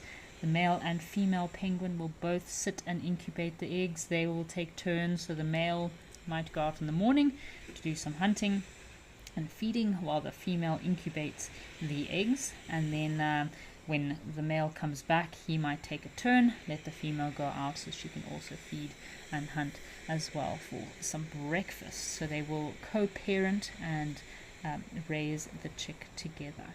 So yeah, looks like a lovely day in Cape Town. Nice ocean waves, amazing tourist attraction here in Cape Town. Lovely part in Stony Point. So it's quite close to the Harold Porter Botanical Gardens, which is another very pretty spot to go and visit if you're in Cape Town. Betty's Bay, I did love Betty's Bay. Nice for a full day if you want to go for a drive down through Betty's Bay and yeah, take in some sights around Cape Town. So Stony Point is a very special area because they do promote sustainable tourism.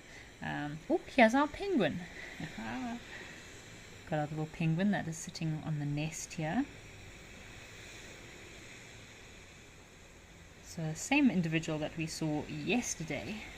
Also learnt about penguins. It's quite cool how the little pink patch around their eye is a place that they use to thermoregulate their body temperature. So yeah, very cool thermoregulation in the penguins through that pink coloration on their eyes. So most penguins will lay at least 2 eggs, although sometimes only 1 chick will survive.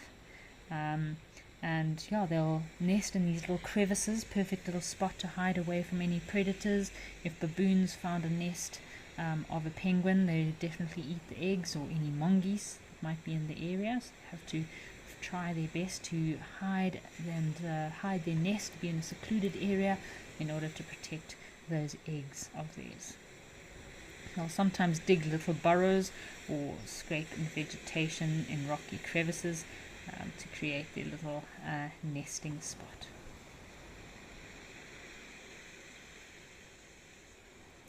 Seeing if we can find any other birds out there.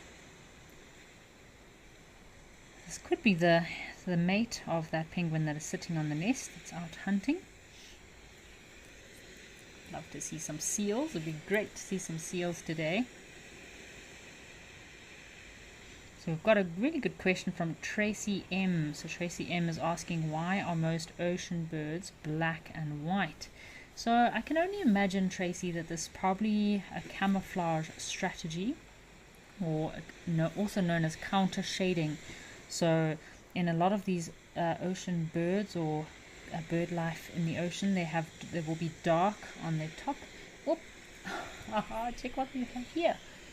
A little rock dusty, looking like he is just lounging his day away, having a great time on the rocks. He blends in so well to the rocks. Isn't this crazy? You can see his tiny little toes. Aren't it really cool how these rock dussies have these modified feet and toes, specially adapted to bouncing and moving on the rocks. So a very interesting little toe structure there. Very thick, fluffy coats to keep them warm. I think I would also want to have a nice warm, fluffy coat in Cape Town. That weather in Cape Town is quite cold, I must say. Never know if you... Oh, another little hyrax. These hyraxes will live in little colonies here. There can be anything from 10 to 30 individuals in a colony. They're very cute little critters, I must say. I do love hyraxes. I had a rescued hyrax pet when I was young that I looked after for a small period before we reintroduced him back into the wild. He had lost his mother and we just found him in the village, so we rescued him and took care of him for a few weeks before we released him back into the wild. They do make quite cute pets. They're known, Erica, they are known as a hyrax, rock hyrax, or rock darcy in South Africa. I know a common name in South Africa is the rock darcies. You do get different types of hyraxes. You get 4 different types of hyraxes. Oh, is this a little egret? Another bird to add to our list. So I was mentioning about identification of birds earlier, and with this egret species you can see that he has black legs and yellow feet. Just having a look at, yep, so it looks like the little egret, or again the name has changed. Another name is the dimorphic egret, and very characteristic of black legs, yellow feet. So one of the smallest of the egrets, although I think cattle egret is a bit smaller. Check at him feeding in the kelp here. This is some kelp that has been washed ashore from the kelp forests in the ocean.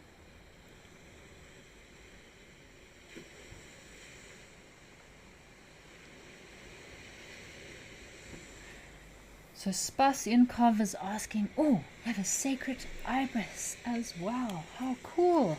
That's a nice bird for our list. So we've got the little egret, or new name of the little egret is the dimorphic egret, and a sacred ibis.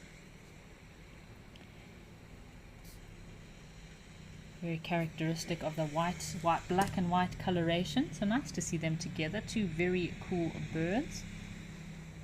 Feeding on maybe any grubs or little insects that might be harboring themselves in this rotting kelp.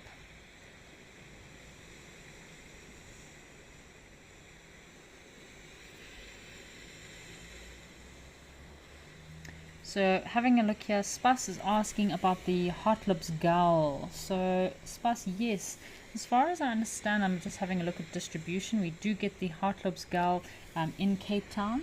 I think we also get the grey-headed gull and the kelp gull. So kelp gull is quite a big seagull. Black wings, white belly, yellow bill with a tiny bit of red, and then sometimes you do get the grey-headed gull also in Cape Town. So it's the 3 different gull species that I'm aware of.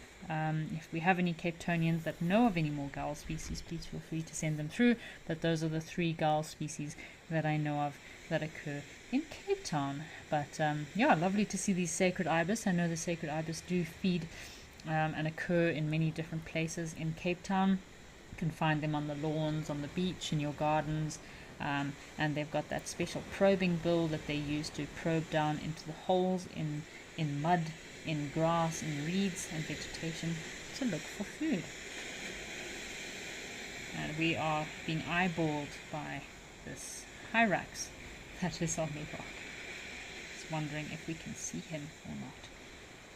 He's blending really well, but does stick out on this rock. So it's quite interesting. These hyraxes have a modified eyebrow ridge bone that helps to protect their eyes from the sun, so that they can still glare into the open areas in order to see any predators. Right, we've got some cormorants here. I think we've got a Cape cormorant. Could be juvenile Cape cormorants. Let's just have a look.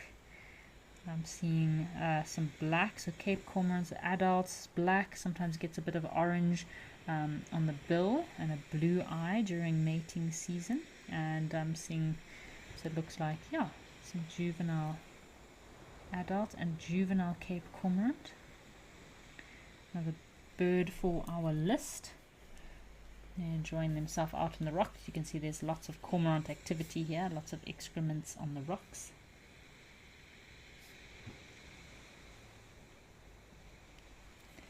I think there should be white-bellied cormorants here too. Please correct me if I'm wrong, but I think there might also be, I don't know if it's white-chested, or let's have a look which cormorants we get here in Cape Town. So you do get the great white breasted cormorant that does occur in these areas as well. So with a lot of these cormorants, you do need to also be careful, because there might be individuals that are non-breeding plumage and in breeding plumage. So the great white white-breasted cormorant, a lot bigger than the Cape cormorant. So I think your Cape cormorant is on the right-hand side, and on the left looks like we have two great white-breasted cormorants.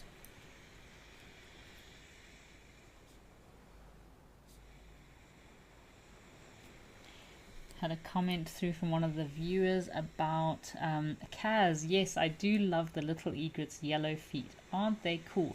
But Kaz, if you have a look at that little egret, if they are in the water, you cannot see the color of their feet. So again, for me, that's one of the main identifying features of the little egret. But if they're in the water, it's difficult to see those feet of theirs. So yeah, can be quite unusual. And I like your interpretation, Kaz. So Kaz thinks that the little egret has a modern day version of Croc shoes by wearing those yellow feet of theirs. We've got a Cape wagtail here. Haha. Oh, cool. Our list is growing quite a bit. We are coming in at 23 birds with this Cape wagtail.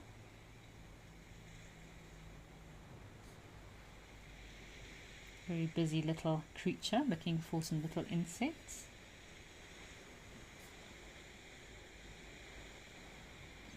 It's been some lovely birding here in Cape Town today. Very busy. Yesterday we didn't have too much activity. We couldn't even find some hyrax yesterday. So lovely to see all this bird life. Lots of activity. And our penguins still here on their nest. Some kelp has washed up from the ocean. And those giant kelp forests just off the coast of Cape Town.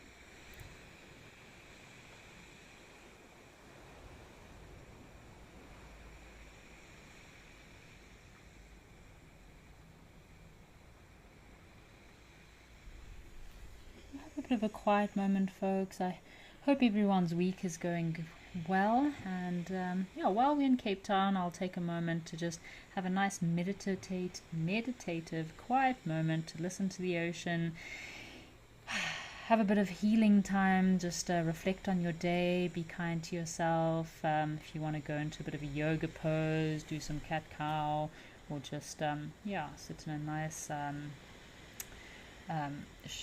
yoga position, just quietly somewhere, and yeah, let's just listen to the incredible sounds of the ocean here in Cape Town, Stony Point.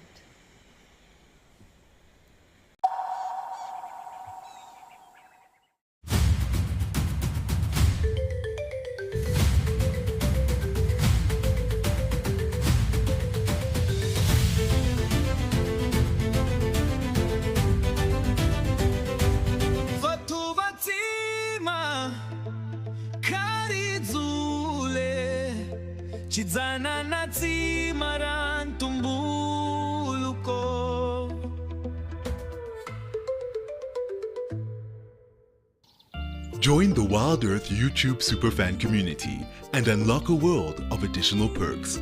Get exclusive early access or discounts to Wild Earth travel deals. Wear the best bush attire with merchandising discounts. Enjoy an interactive live monthly private safari. Don't miss out on the ultimate fan experience. Join the YouTube superfan community today. My name is Takudzwa Panda Msesani. My scariest moment is when it happened twice. The other time I was with Cedric and the other time I was with Steve. And all those times, it was a black mamba. My favorite meal in camp is gonna be burger and chips.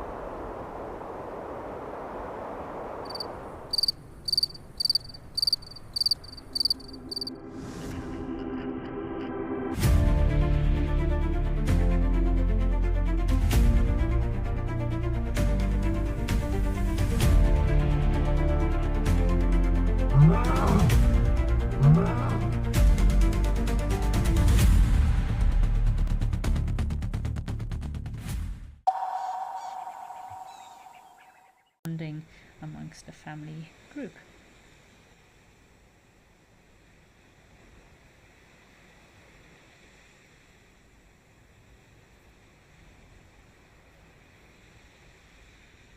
Oh, check out those hyraxes. They're very comfortable with each other.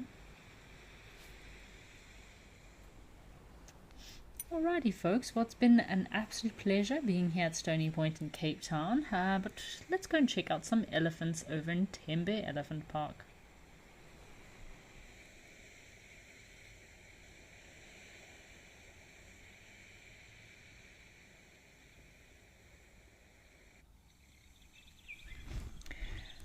So lovely to be back here in Tembe Elephant Park. Maybe we'll scoop up a few more birds before the end of the show. I don't know what's going on with all the animals today. As soon as we link across, they seem to disappear, which is a normal story. I know when we're on the live drives, the minute they hear that live, the bird flies away, the animal disappears, and you're just kind of standing there speechless, wondering what to talk about because everything has disappeared. Yeah, I've had that with Mabula. We had a giant eagle owl once. So, Jared, please don't take it personally. I don't think it is you. I had the same issue with Jordan as well. We were trying to catch those warthogs wallowing yesterday, and the minute we linked across to the warthogs in Eastern Cape. But at least we've got ourselves a woolly neck stork, which is coming in at number 24 on our bird list for today. Lovely to see these woolly neck storks. They weren't around yesterday. But yeah, it does happen quite often. One day we had a giant eagle owl at Mabula, and BK and I were so excited and we were losing signal, but we managed to get this eagle owl. But thank goodness one of the viewers was on it, and before the eagle owl we went live, and 2 seconds later the eagle owl flew away, but one of the viewers managed to get a screenshot, so we were very excited that at least one viewer saw this giant eagle owl. Anyways, looks like we've got some male Nyala that's also coming down to the watering hole, or sub-adult Nyala. So we saw some female Nyala earlier, but nice to see a very handsome male Nyala coming down. We were talking about woolly neck storks the other day and how abdomen storks also move from one area to another. Doesn't look like we've got too much happening here, folks, and we only have a little bit of time left before the end of the show, so why don't we head across to Jackie's Dam and check out and see if we've got some birds there.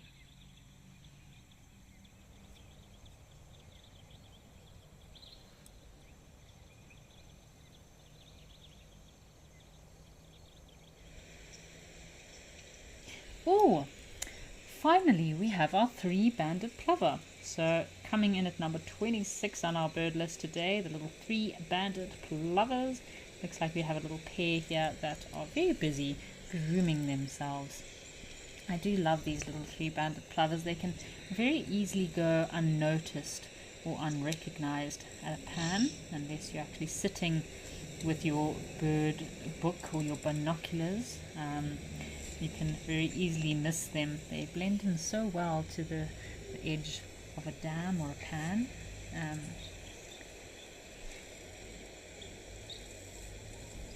So it is one of the only African plovers that does have these 3 bands, so it's just quite difficult to get them confused with another plover. But as I mentioned, you have the Forbes plover in West Africa that is very similar to 3-banded, but they only have 2 bands. So the 2 dark bands and 1 light band would help to identify them on their belly.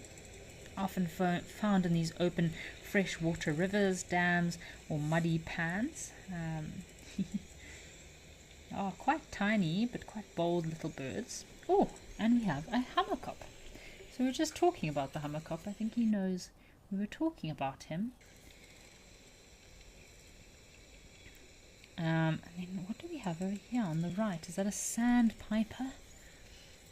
Is it a wood sandpiper? Common sandpiper, also down by the water, very busy, bouncing its tail up and down.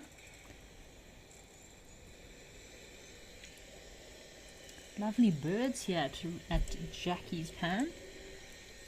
It's one of the new cameras, so really awesome to have a new location. New cameras available for us to enjoy some wild bird watching and activity. I think we've got a terrapin on this little rock over there. This is a new location for me, so always exciting to see a new location, especially in the Sabi Sands. Listen for any other birds we might hear. So it's a three-banded plover vocalizing right now.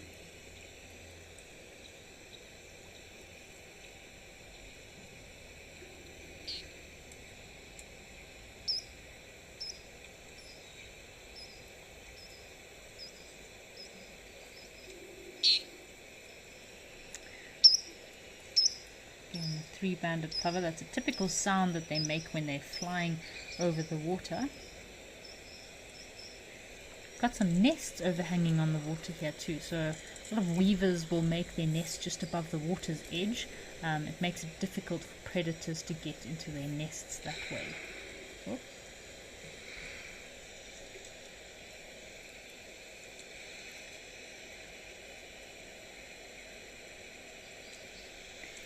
So Kazi is asking about birds and what is the best bird book or app to get. So Kazi, that is quite a difficult question. There's so many bird books and bird apps out there, Kazi.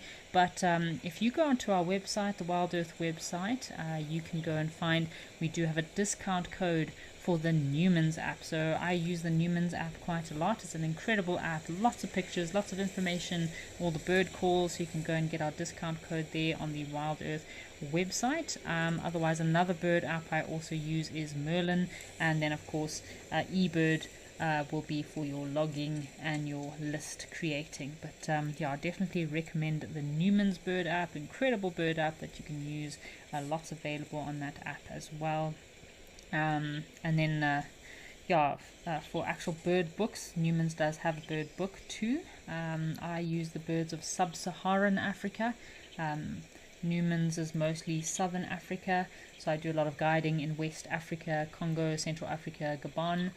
So for me, the most appropriate is the birds of Southern Africa. It's also a very good birding book. But if you're just starting out, Newman's is more than adequate. What do we have here?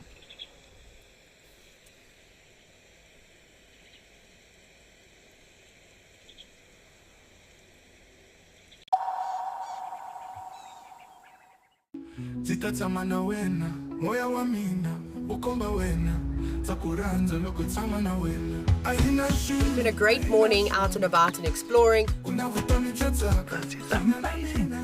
It's very hard to explain what this feels like.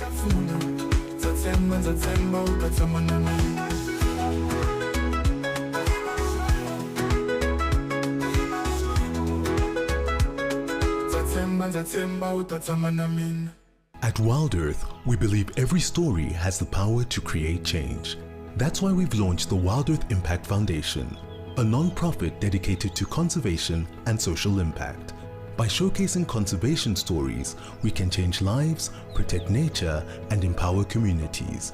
We have partnered with Empowers Africa to accept tax-deductible donations from US donors. Your donation will help fund critical programs that support our mission. Join us and be part of the change.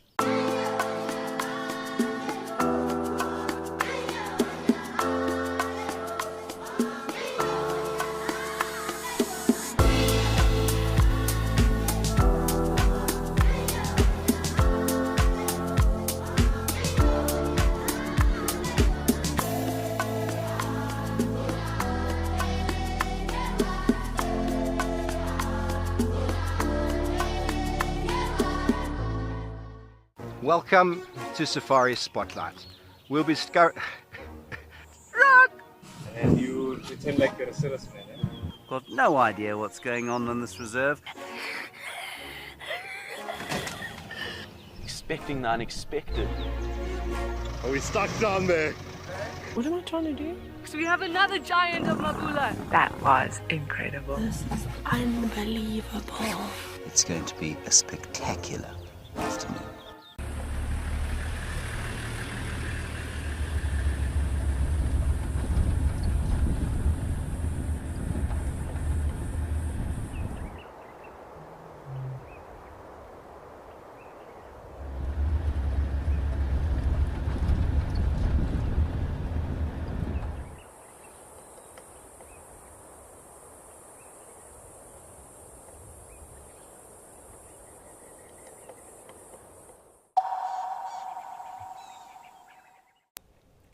Combretum is fruiting here. Perfect for making some tea, some nice bush tea.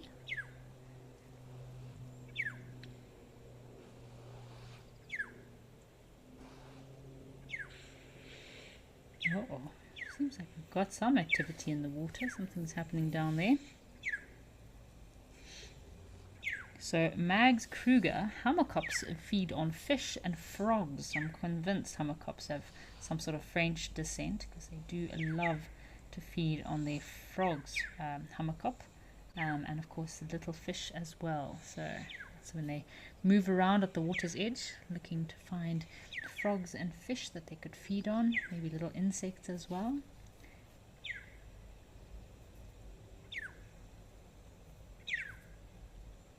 Oh, there's our little hammerkop.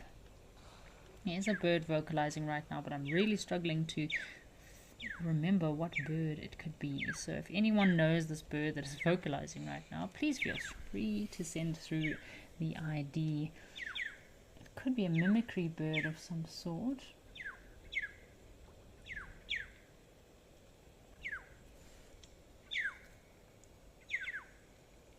So no. The Merlin Bird app does have an option to identify birds as well, so you can sometimes record a sound, identify the sound.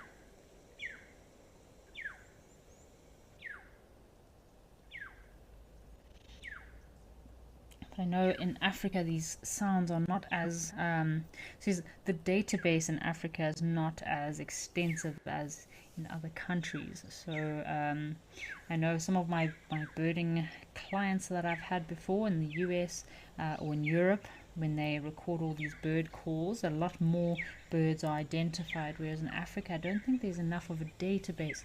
So you need more people to come through and record all these bird sounds in order for the database to grow. So 3 hammerkops. We might have 3 hammerkops at the water's edge here. And I believe at Lentore, one of the viewers told me yesterday that the hammerkops at Lentore looked like they could be mating and maybe even nesting.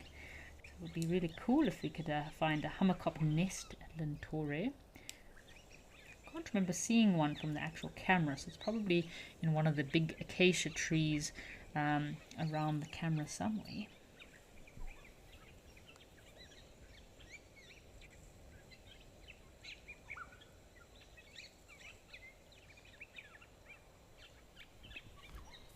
Very happy melodious birds. You can see it's quite open in this area, so this pan obviously gets quite a lot of activity. And talking about camera traps, this would be a perfect place. Lots of nice camera trapping trees that you can set up a camera trap.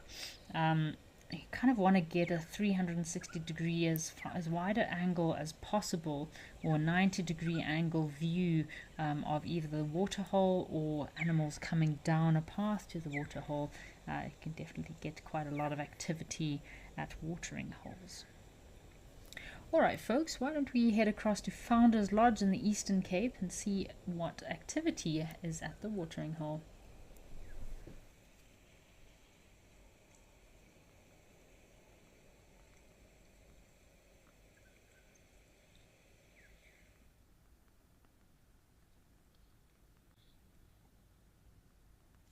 Finally, we have some rhinos over in the Eastern Cape.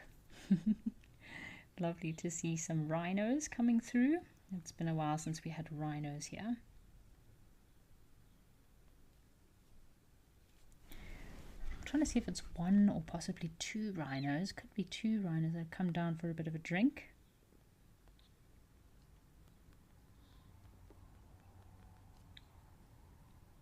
And some oxpeckers. These are the white rhinos, which you do get in the Eastern Cape, and they do play a very key role in the region's conservation and ecotourism efforts. So these rhinos are a naturalist style, very important part of the ecosystem here, but also attract a lot of tourism. So you do get the southern white rhino in these open grasslands. Perfect habitat for them, nice open grassland areas. As you can see, they've got that wide lip of theirs, which does help for feeding on the grass, and your black rhinos has the pointy lip, which helps them to feed on very tall vegetation or more harder vegetation as they feed with their heads up in very thick areas, very dense thick areas that the black rhinos would live in, whereas white rhinos prefer these lovely open grasslands. Some oxpeckers that are having a bit of a swim, cleaning themselves off after a very long day.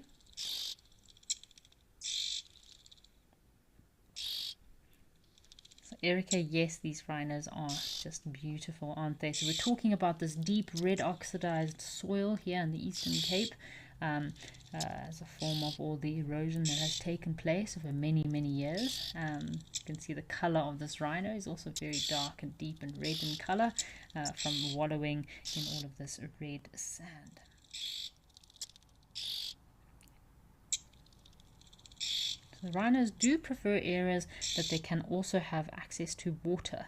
So they do need to drink on a daily basis, and of course the rhino always loves a good mud bath or a mud wallow. It's the second largest mammal in Africa. How special.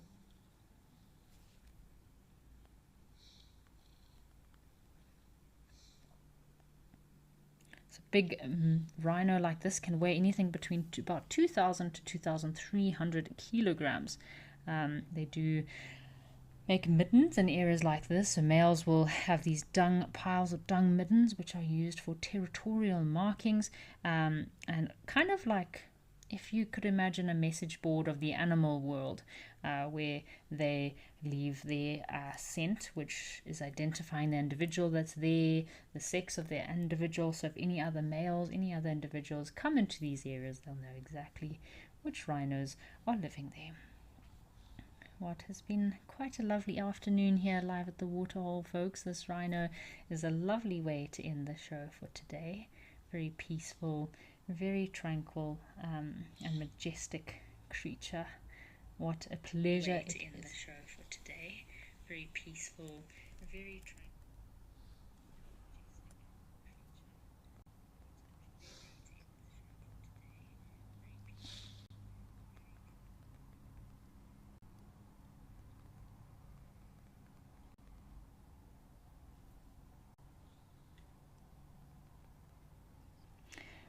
Well, folks, it's been a lovely afternoon and an absolute pleasure being with you. Thank you so much for joining us today. I look forward to seeing you same time, same place soon.